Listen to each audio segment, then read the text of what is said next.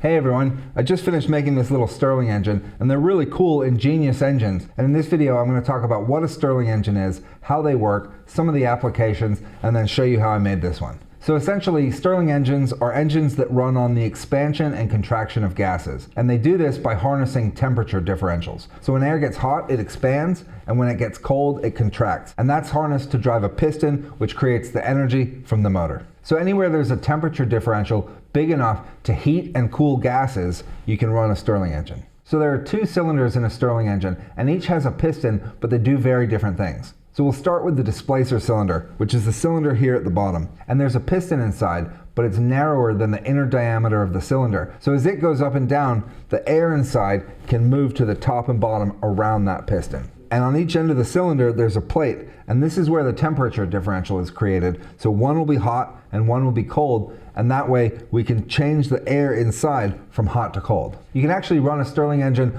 on something hot like fire or something cold like ice, and it works just the same as long as the two plates are different enough in temperature. But for this demonstration, we'll pretend that this is sitting on a wood stove, so the bottom plate is hot and the top plate is much cooler. So as the displacer cylinder on the inside moves up, the air moves down to the bottom. So it touches the bottom plate, gets hot, and expands. And then as the displacer piston moves down, the air gets pushed to the top, so now it's touching the cooler plate, and it cools down and contracts. And it repeats that in a cycle. So cold, hot, cold, hot, cold, hot. And as it's doing that, the other cylinder here, which is the actual working cylinder, is also moving up and down. So as the air inside gets hot and expands, it pushes this piston up. And then as it gets cold and contracts, it sucks that piston down. And so that's the cycle. The displacer piston is always a quarter turn or 90 degrees ahead of the working cylinder. Both pistons are connected to this rod, and they're a quarter turn or 90 degrees off. And then they're also connected to this flywheel that adds momentum to the system. And the momentum is very important to carry it from one cycle to the next. In fact, generally, once you've heated the bottom plate up, these engines usually need a little kickstart to get going, and then the momentum will kick in and the cycle will begin to repeat by itself. So Stirling engines were invented by a Scotsman named Robert Stirling in 1816, and they were originally used to pump water from quarries and farms. They can be incredibly efficient engines, even more efficient than steam engines, which create the vast amount of electricity in traditional power plants like coal, gas, and nuclear. However, there's a few things that make it difficult to produce really large amounts of power, and together with established engineering practices favoring the steam engine, Stirlings are really underused. Wood stove fans are one of the most common applications of Stirling engines today, but there are quite a few uses. They're used for cooling on satellites, they're used to increase efficiency in nuclear steam-based power plants. There's even a class of submarine that runs on Stirlings because they run so quietly. But they've yet to hit mass adoption in the modern world. But where these are really interesting to me is where you already have a big temperature differential, but most of it's just being wasted. So a lot of industries create just massive amounts of heat. Things like steelworks, glassworks, potteries, they're all generating tons of heat, and sometimes they use it for additional applications like heating water, but they could potentially be generating a decent amount of power. And you could also run these off the natural environment. So things like geothermal, where you don't have enough heat to create steam, but you do have enough heat to generate a temperature differential. Or just harnessing the sun. You could paint the top black so it gets hot, and you could have the bottom either submerged in water or cool soil, and you could create your temperature differential with that. So there are a lot of places that these could be generating energy without any fuel input. So now I'll jump in and show you how I made it. But before that, real quick, just to remind you, likes, comments, and subscribes help the channel a lot. And if you really want to help keep the channel going, becoming a paid member on Patreon is the best way to do that. Thanks a lot, and let's get into the build. So the materials I used were pretty simple. There's a bit of copper wire, some aluminum tubing, some aluminum square and round bar, and then a thick piece of aluminum plate and a thin piece of aluminum plate. I also used some silicone sheet as gaskets, and then some nuts and bolts. I was just going to weld it together at first, but I thought fewer people would be able to follow along, so I did the whole project without any welding. I still did use some specialized equipment. I had a metal lathe and tap and die sets. But if you really wanted to try to build one of your own, some metal supply shops would do the machining for you, or you could always contact a machining shop. Also, let me know in the comments below if enough of you want me to make plans, I could do that, or potentially even making kits that you can assemble at home. All right, so I'll jump into the build right now. The first part I'll make is the main working cylinder. So I'm just going to clamp up this piece of aluminum tubing And I'll cut some threads into the end here, and I need them to be about as deep as the plate. Next, I'll cut the threaded part off to the length I want. Next, I'll take the parted piece, stick it back in the lathe, and bore out the center so that it's nice and smooth. So that's that piece done. Next, I'll work on the two plates for the displacement cylinder. So that's made out of just this aluminum plate. And then this is the actual cylinder, and I want two squares that are about 1/8 of an inch wider on all sides than this cylinder. So I'll go ahead and get those marked. Now I'll mark the top plate out for all the holes. So now I'll get all the holes drilled and threaded, and I'll do that before I cut the pieces out, because it's always easier to work with a larger piece than something small.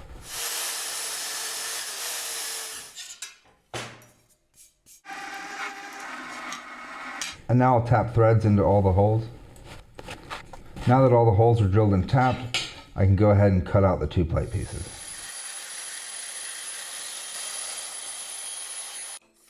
I'll just clean up the cut edges with a really fine file.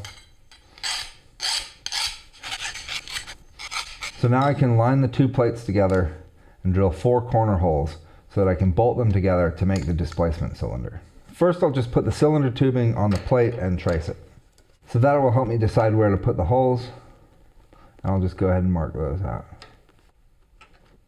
Now I'll line the two plates up right over the corner.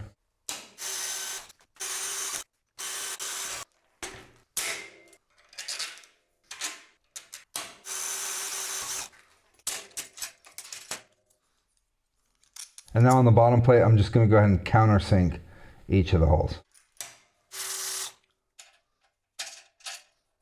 Next, I'll finish up the displacement cylinder, so I'll get the piece of tubing cut and the 2 gaskets. Now I can use the tubing to trace out some gaskets on this silicone sheet. And I want the gaskets to be a little bit thicker than the tubing is, so I'm just going to retrace the lines on the outside and inside just a little bit wider. So I'll do the same to this one and then get them cut out.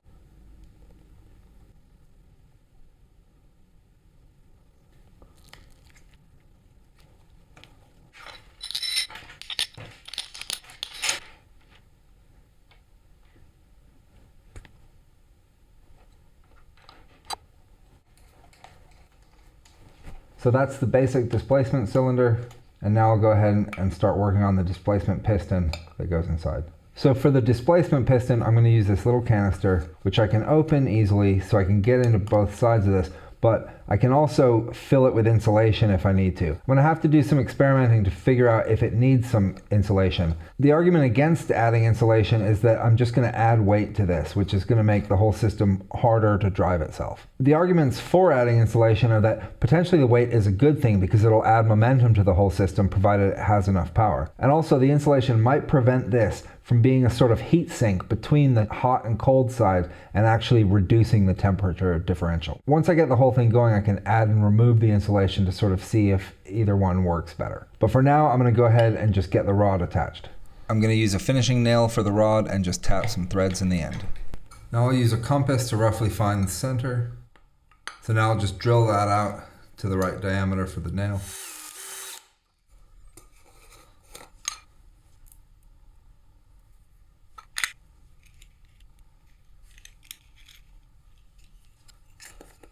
Okay, so that's attached to the displacement piston and it's nice and sturdy and pretty balanced. So now I need to just flatten the top here and drill a hole in it so that I can connect this rod.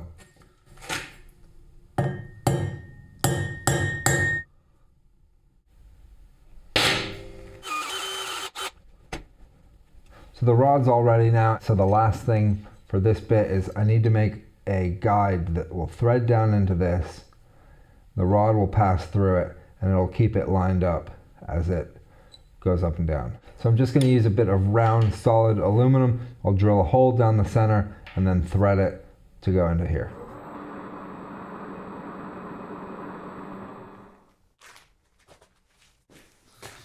So now I have all the parts to assemble the displacement piston.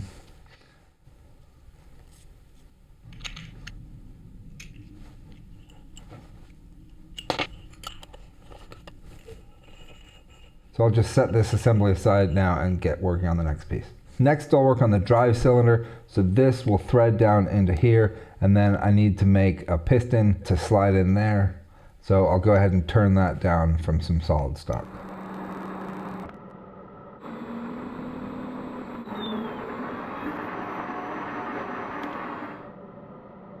I'll just add some threads to the center hole. So now I need to essentially make a connecting rod for this. So I'm just going to turn this down out of a small piece of steel. I'll turn down one end really thin so I can thread it, and I'll leave the other end wider so I can flatten it and add a hole. So there's the piece, and to protect the threads, I'm just going to thread on some nuts. Then I can just grab it with the pliers and flatten out the top.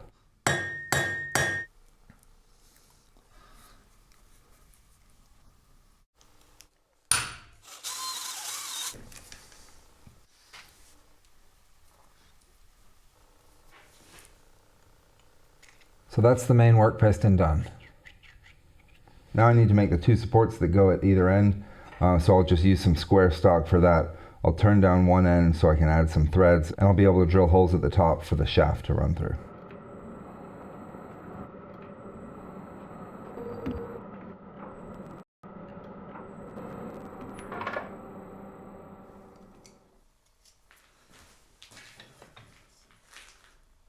So now I've got the two supports. I'm going to test fit them so that I can decide which side to put the hole through. Okay, so I'll call this hole 1, and I'll mark this with the 1, and I'll call this hole 4. So I'll mark this with the 4, and then I'll mark which side I'm going to drill the holes through so that I can make sure they get back in the same position when they're nice and snug.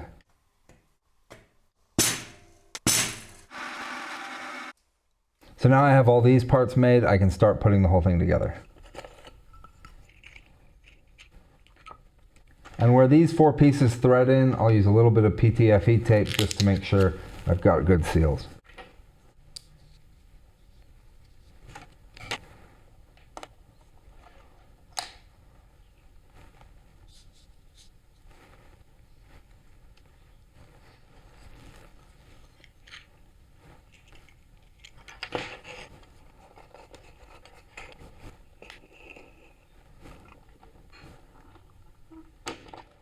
Okay, everything looks to be lining up well, so I'll go ahead and start bolting these 2 plates together.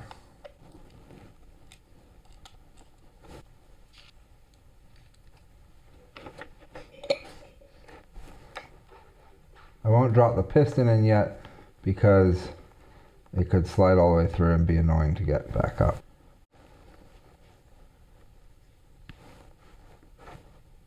So now I'll just use some copper wire to build an axle that will go between the 2 supports and connect the 2 pistons. And it needs to be really straight, so the whole time I'm going to be sighting down the length of it from all different angles just to keep it as straight as possible.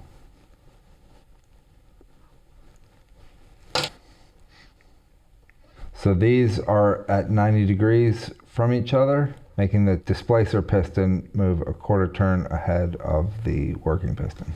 And this part could be done differently, but to mount it I can slide this in, then I'll cut it right here so I can just move that in and back it in. And I've got enough sticking out here that I can thread this to be able to attach a flywheel. So I'll go ahead and get this threaded. Something this soft and small I should be able to just do by hand here. So these threads, I'll go ahead and test them with a nut. Yeah, so those are fine. Double check everything for straightness. And then I'll double check these are 90. I think technically something like 93 or 94 degrees is slightly more efficient, but I'm not going for that level of precision with this. All right, so now I need some connecting rods to join the 2 pistons up to the axle. So I'm just gonna cut those out of a sheet of aluminum. This is maybe 1 mil thick, and I'll just go ahead and cut a couple strips and just flatten this out. So then I can just cut the pieces to the right length, drill a hole in each end and be able to slip one side through, and then with a tiny bolt just bolt it onto the piston. So I need the displacer piston here to move all the way top to bottom. So I really need to get the length of this just right on. So there might be a little bit of guesswork with this at the beginning. I might need to make several a little bit shorter or longer. And then the working piston is less important, but I basically want its working stroke to be somewhere right in the middle here of the piston. So I'll play around with lengths until I get as close as I think I need to be.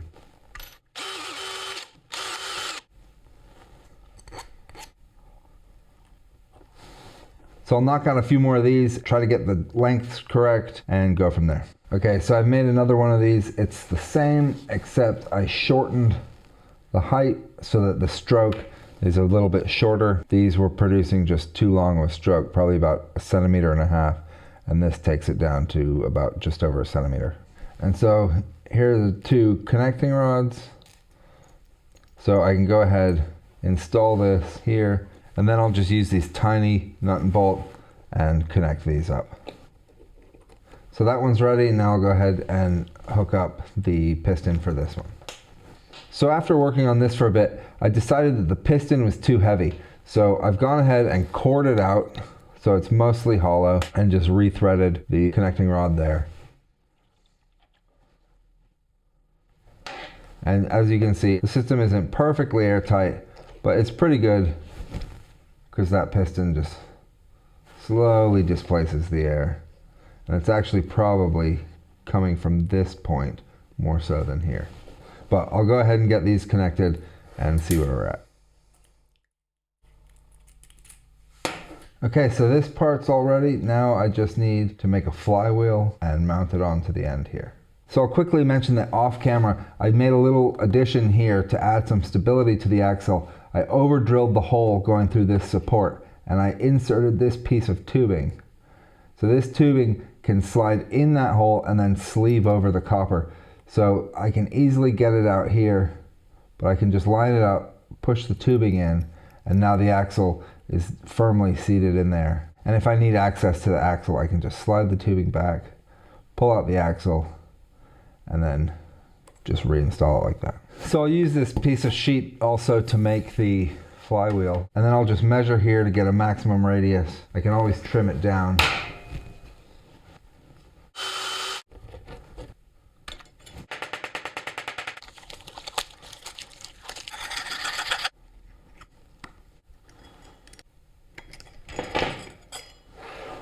So with the flywheel installed now, I'm just going to spin it a few times, check for any points of friction or resistance, and see if it has a low point that it likes to settle at.